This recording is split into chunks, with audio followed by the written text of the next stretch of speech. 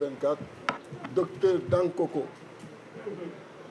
nga xam ni président de parti la bi yàlla defee ñu war taxawal coalition ku nekk xam na ni da nga war dugal ñaari parti wante ñaari parti yooyu seet ci seen wér nga xam ni leer na li duñu dem ba ci fin ba ñu trahir la choix boobu doon choix bu jafe bu jël temps même bi nga xamee ni ñu bare proposé nañu seen parti dama ni nañu xaar ba jël ñi nga xam ni leer nañu ni Sénégal moo leen ñor te ci doxalin bi duñu dem ba benn jamono ñu soppeeku ci loolu lañu jëlee parti ak parti benn frère ñu dugal ko ñu constituer coalition bi kon di ko remercier ci patriotisme am mais di ko remercier ci constance am di remercier tous les alliés yi fi ne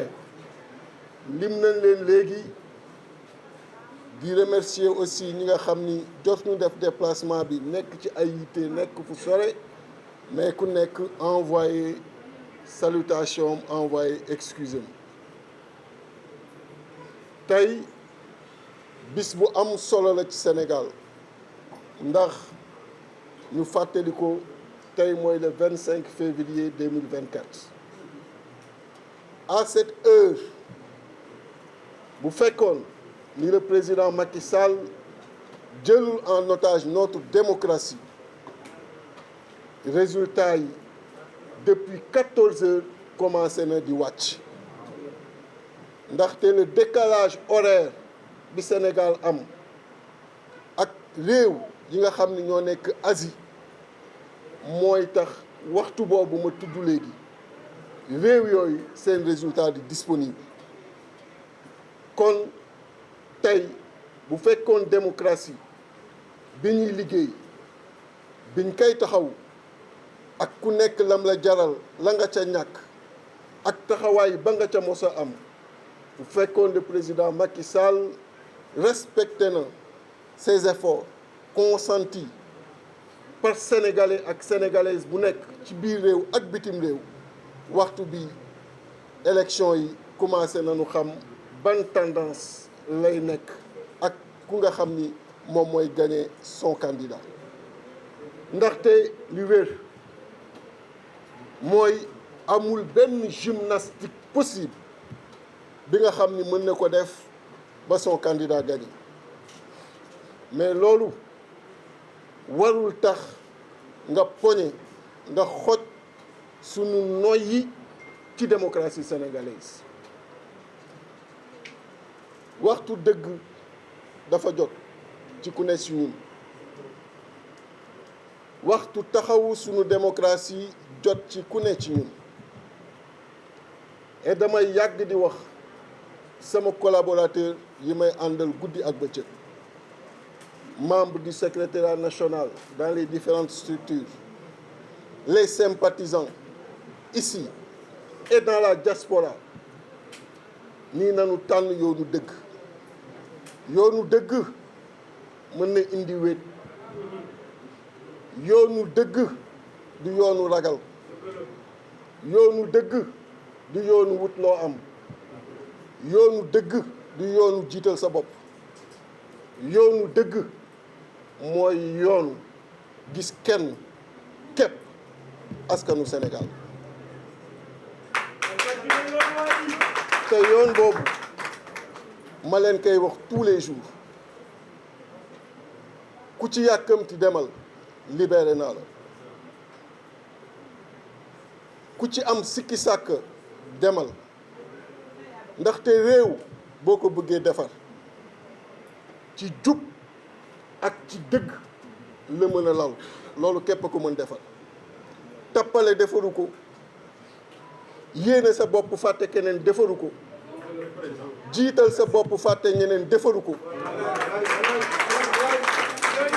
sacrifice sur sacrifice moo koy defar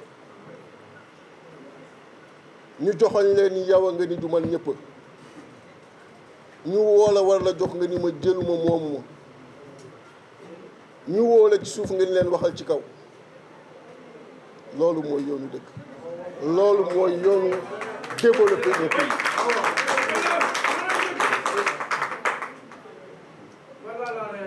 moo tax kenn amul maqama ni damay jalkati li nga xam ni moo nu boole muy sunu chartum réew, damay jalgati lu waay, damay jël sama bakkan jiital ko ci lépp ni kaay ñu toog waxtaan ñu lay wuyu.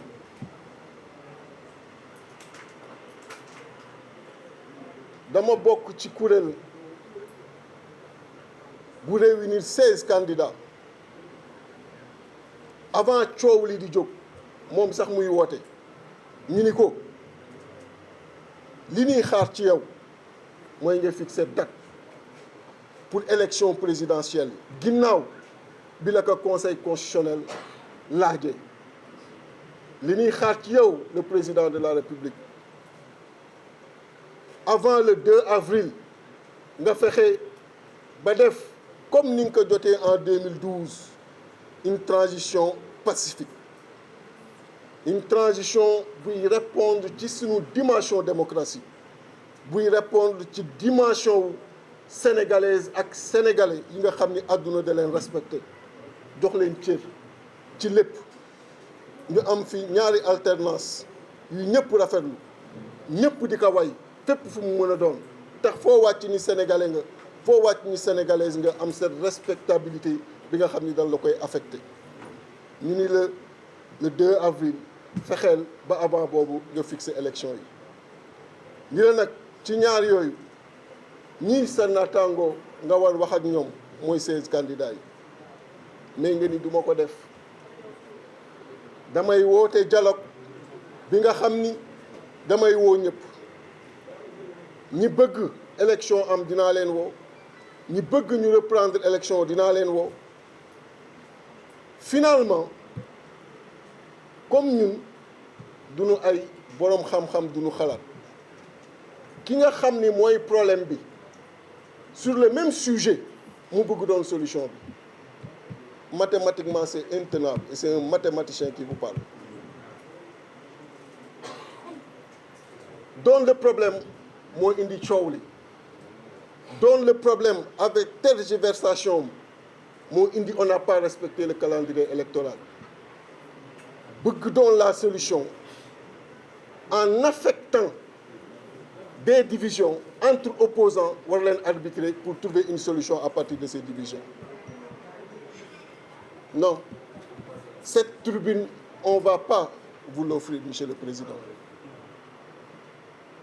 Vous n'allez pas être la solution de division entre opposants en direct devant tous les médias nationaux et internationaux pour être l'arbitre et pour être in fine ki nga xam ni da nga naan yow ay solution bi parce que ñii mënuñu déggante.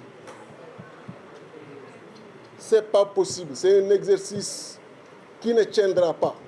Un problème sur un même sujet ne peut pas être la solution. Vous êtes le problème. Et un problème est à éradiquer, à résoudre. La résolution de ce problème, moom lañ la signifie à travers les différentes prises de parole, à travers kuréel yi nga xam ni bokk nañ ko. moo tax ñu wax que clairement, malgré les bonnes volontés qui ont existé et on les salue et on les comprend pour que ndaje mën a am, ñu wax que clairement que loolu mënul am parce que da nga war joxe date ku ma jël ci yéen ci salle bi jox la agenda électoral bi en moins de 3 minutes nga joxe date, wax ban jour lay élection am, wax ban jour lay campagne di tàmbali. ñaar yooyu dafa soxla waxtaan ñaari fan, ñaar yooyu dafa soxla waxtaan ñaari waxtu, ñaar yooyu dafa soxla waxtaan waxtu. ku ma ko fi joxoon ci yéen exercice boobu en moins de 3 minutes nga génne ko. Alors on ne peut pas être président de la République pendant 12 ans ba pare ni exercice boobu jafe na la jafewu la leneen nga bëgg leneen ngay wut. Dernièrement acte yi mu jël yëpp acte de division la bi mu tànnee candidat ci biir partem dafa jaxase majorité am jaxase coalition bi ñu demee ba le 3 février à 10 heures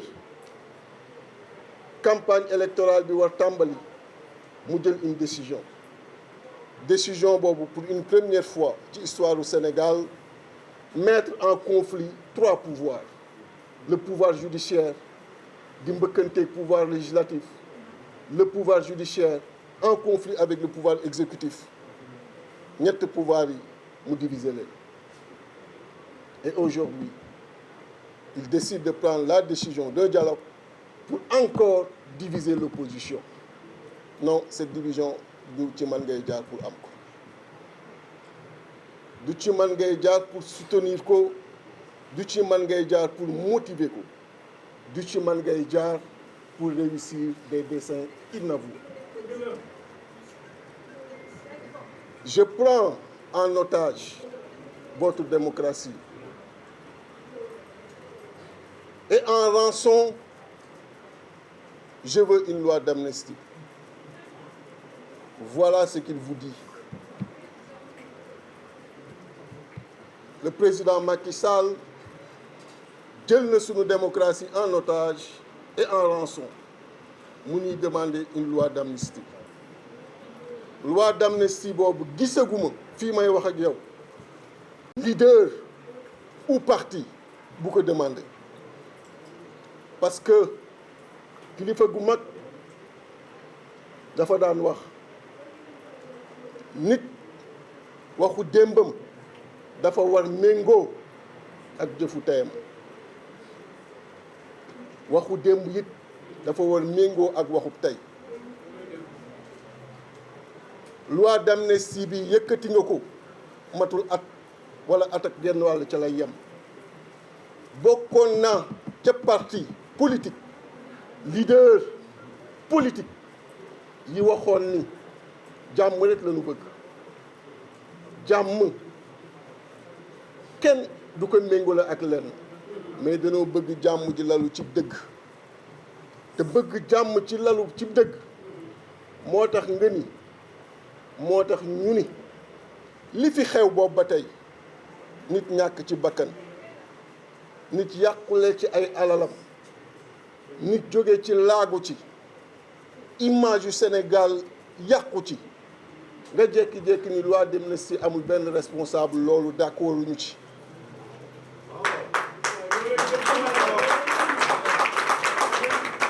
te lu ma leen wax démb moom laay wax tey moo tax ma tàmbali leen ci dëgg bu leen ci ragale wéet dëgg bu ci nit ragale wéet ñeme wéet moo tax fa ma nekkoon bi ñu jaaree feneen ma def leneen tàmbali à zéro ànd ak góor yi ànd ak sénégalais yi ba toll fi ma toll nii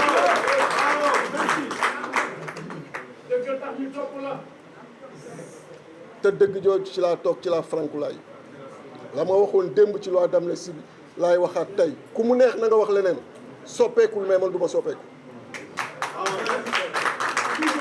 ku mu neex demal dialogue dialogueel mais man dialogué wu ma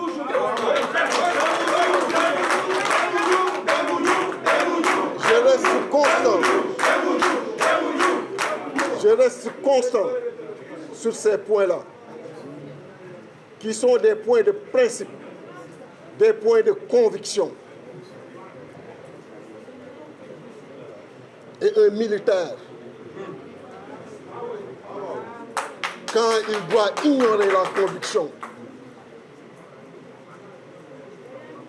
quand il doit sortir du champ de principe, jarul loolu muy am formation boobu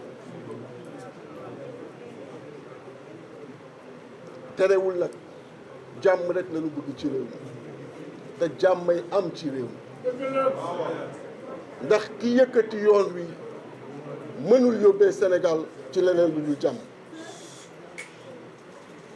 Sur le plan économique, tout le monde est inquiet. On en parle très peu dernièrement.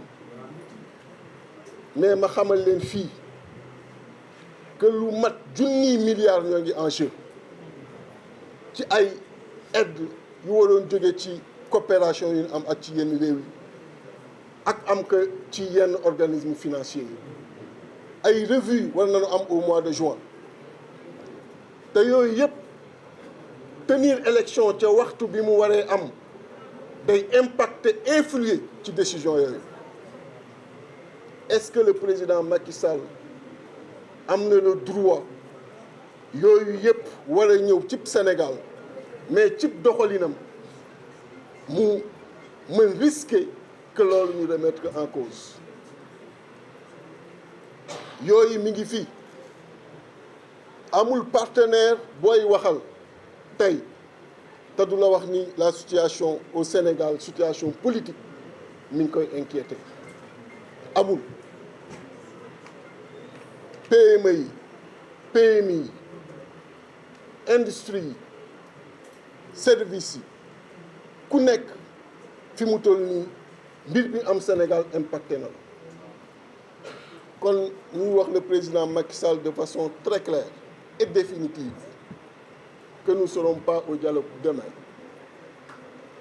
et que bu suñu démocratie doon dox heure bi les tendances seraient connues et que suñu waxu démb mooy suñu waxu tey jàmm lañu bëgg wante nekkuñu ci loi d'amnistie di ko féliciter ci bi xelam dellu see ba mu libérer les détenus politiques ku warul nekk prison ku warul tëdd benn fan prison warul tëdd benn waxtu prison boo ko libérer la war nga def di saluer acte boobu mais acte boobu wala poursuivre ci tous les détenus politiques wala poursuivre ci le candidat Bassirou Diomaye Faye wala poursuivre sur le président Ousmane Sonko nga xam ni démb taxawaay bi ñu amoon ci wetam la ñuy am tey ci wetam mooy foofu du place am foofu waru fa ne kon na ko libéré ñooñu nag tekkiwul nga bëgg dugal loi d'amnistie pour sa bopp boo deful lu lay toppee looy ragal man toppuma la demal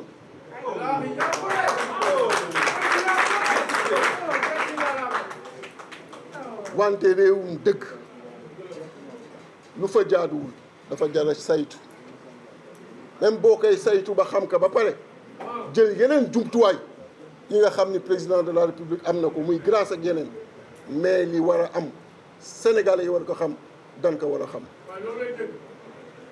Chers collaborateurs, je vous remercie et vous félicite ci seen constance. Chers alliés, je vous remercie et vous félicite sur votre constance parce que loolu mooy tax Afrique changé loolu mooy tax Sénégal changé te changement boobu mënul jaar ci lu dul une génération de vérité, une génération de constance, une génération de transparence, une génération d'endurance. Et c'est 20 ans d'opposition qui vous parlent aujourd'hui. Et j'en suis extrêmement fier.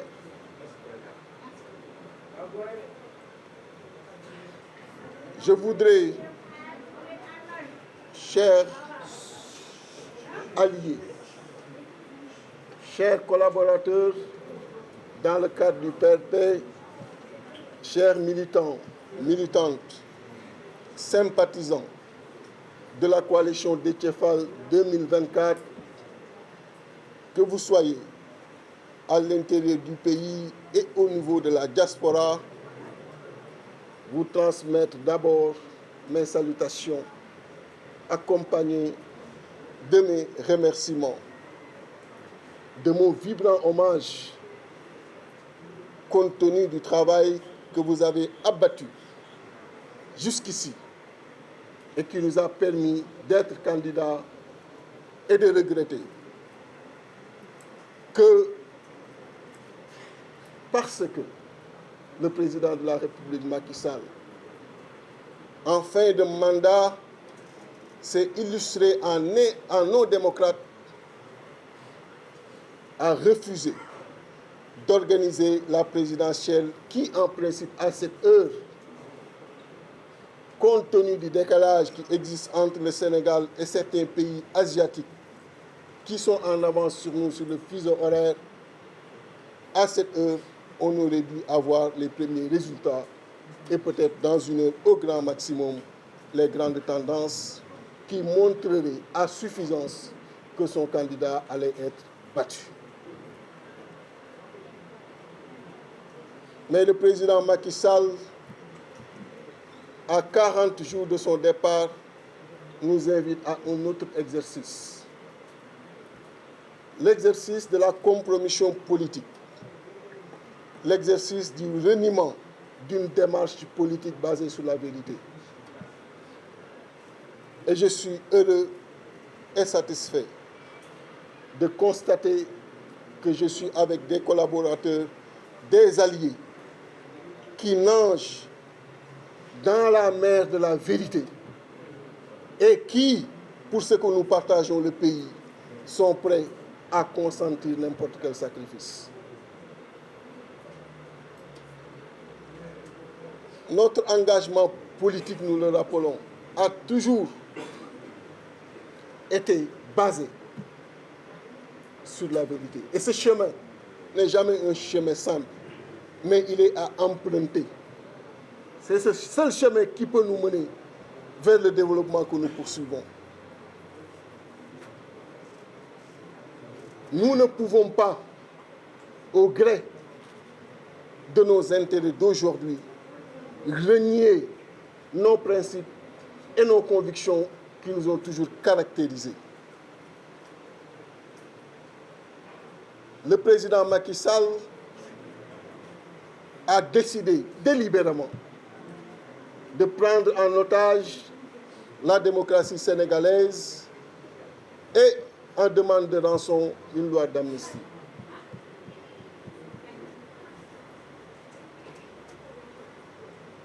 Le peuple sénégalais n'est pas prêt à payer cette rançon.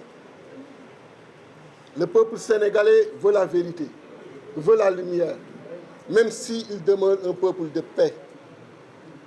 Et nous réaffirmons toutes nos disponibilités pour un pays de paix et de prospérité, mais basé sur la valeur et la justice. On ne peut faire passer, comme le disent les comptables, en perte et profit tout ce qui s'est passé ces dernières années. Les morts, nous en avons compté. Les blessés également. Et au nom de quoi nous devrions aujourd'hui passer l'éponge sur tout cela? La conscience est une vertu cardinale en politique. Il y a de cela 1 an et demi sur le même sujet. Notre réponse a été sans équivoque. Aujourd'hui qu'il brandit encore le même sujet, notre réponse demeure la même. Nous voulons la lumière sur tout ce qui s'est passé dernièrement. Nous saluons la libération des détenus politiques et lui demandons de poursuivre dans ce chemin, sur ce chemin, et de libérer tous les autres, le candidat Bassirou Diomaye Faye et le président Ousmane Sonko. Ils n'auraient jamais dû être là où ils sont aujourd'hui. Ils n'auraient jamais dû être en prison. Et je le dis et je le répète, leur place n'est pas à ce niveau. Mon combat d'hier reste le même aujourd'hui et demeurera pour demain également.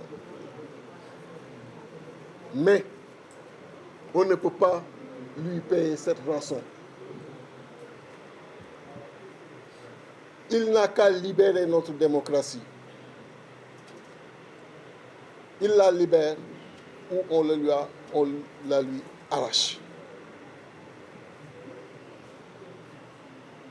Demain, il convie les acteurs politiques sénégalais,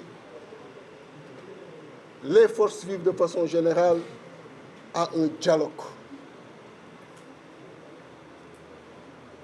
Celui qui est noté, identifié, caractérisé comme étant le problème sur le même sujet veut s'ériger en solution.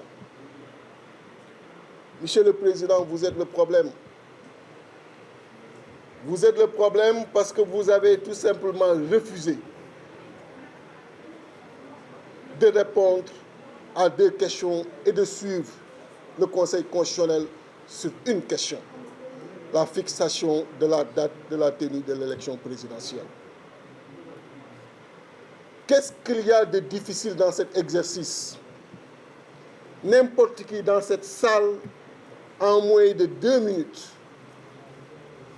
avec une bonne connaissance du calendrier électoral, aurait très rapidement fixé la date de la tenue de la présidentielle, une date qui respecterait la Constitution et qui permettrait au président, à la fin de son mandat, le 2 avril, de partir en toute tranquillité. Après 12 ans passés à la tête du pays, vous voulez nous dire que vous n'avez pas les capacités de fixer cette date et par conséquent, vous devez nous appeler en concertation. En concertation sur un sujet dont vous avez la totale maîtrise. En concertation sur un sujet dont vous êtes le véritable problème.